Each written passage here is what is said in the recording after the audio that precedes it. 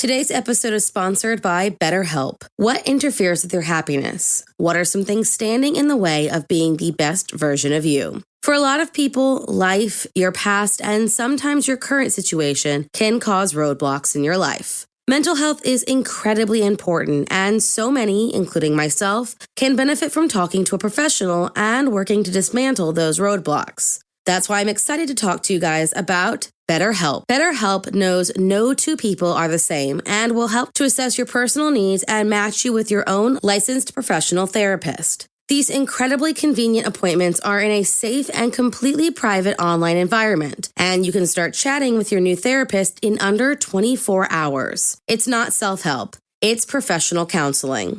You can message with your counselor at any time and get a timely response, plus schedule weekly video or phone sessions, which means no driving to an office, no waiting rooms, and no awkward small talk. Just meaningful sessions with experts who specialize in things like depression, stress, anxiety, relationships, trauma, family conflict, LGBTQ matters, grief, and so much more. There is truly someone there for everyone. And BetterHelp is committed to finding your perfect match, which means if you and your counselor don't mesh for whatever reason, they make it easy and free to seek someone new if needed. BetterHelp is more affordable than traditional offline counseling. And with financial aid available and access worldwide, they truly make it easy for anyone to seek the help they need.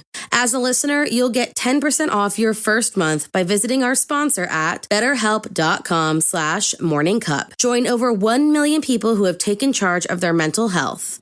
There were 2 more murders 15 miles away. When police arrived, they found the telephones and electricity lines. We have a weird homicide. A scene described by one investigator as reminiscent of a weird...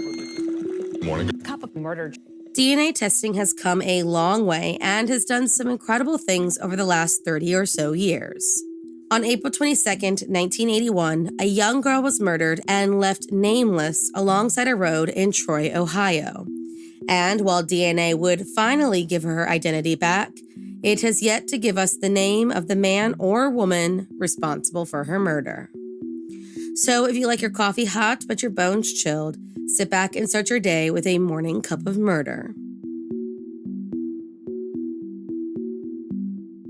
On April 24th, 1981, 3 men in Troy, Ohio stumbled upon the body of a young woman in a ditch wearing a very distinctive buckskin poncho, which they initially thought was just a discarded piece of clothing before one man went to pick it up and noticed the body inside.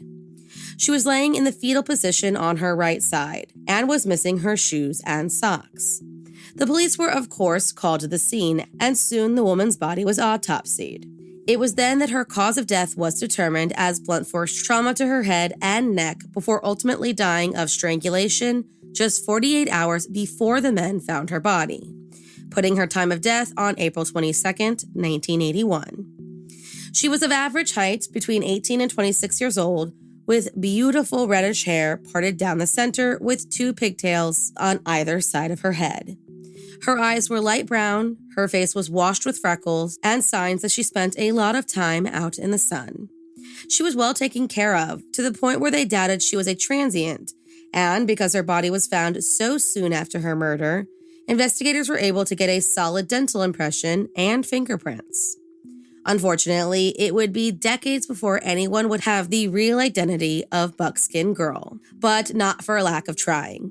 A composite sketch was created which generated approximately 200 leads, all of which were investigated, and all led to a dead end. Investigators began to wonder if the reason their leads were all duds was because she had been murdered far from her hometown, that she had simply been dumped in Troy and had no connections to the area, which, given the close proximity to Interstate 75, made logical sense. They also opined that she was a teen runaway or a victim of a serial killer known to have murdered several sex workers in the area between the 1980s and 1990s, a man who took the shoes or jewelry from his victims, though the lack of evidence showing sexual assault made that theory seem unlikely. As the case chilled, police kept samples of her blood preserved, so that, if a new lead ever developed, they had evidence to compare it against. In 1991, a task force was formed in London, Ohio, with the sole job of solving unsolved cases in Ohio, New York, Pennsylvania, and Illinois, with more than a dozen law enforcement agencies working together. They were able to extract DNA from the preserved samples and plug it into a handful of databases that were not available when it was taken in the 1980s. Technology progressed, a DNA profile was created, and they continued to work on the case. In 2016, isotope testing was done on her hair that showed that she had spent the last 4 or so months in the southwestern or southeastern U.S., meaning that they were correct in their assumptions that Ohio was simply a dumping ground. And another test showed that she was likely from the Northeast or Canada and was a habitual hitchhiker. And at the same time, an updated facial reconstruction was done and placed on the website for the National Center for Missing and Exploited Children, with all of the newly obtained information. Finally, after 36 years of mystery, hard work, and advances, in April of 2018, Buckskin Girl was identified, the first to be identified with genetic genealogy and given her name. 21-year-old Marsha Lenore Sossaman King from Little Rock, Arkansas was matched with a first cousin through GED Match and the DNA Doe Project, and her family was finally notified. Her brother confirmed her identification through Facebook, as well as some information about her disappearance. But unfortunately, he was forced to delete his profile after a wave of unsupportive comments and unwanted questions. According to the very little information given, Marsha was last seen by her family in 1980, but had never officially been reported as a missing person.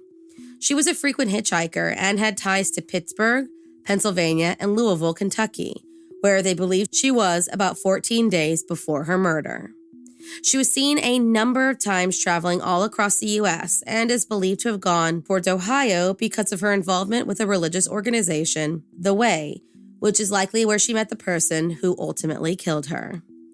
Though never reporting her missing, her family searched for her for years, and her mother never changed her phone number out of hope that her daughter would one day contact her again.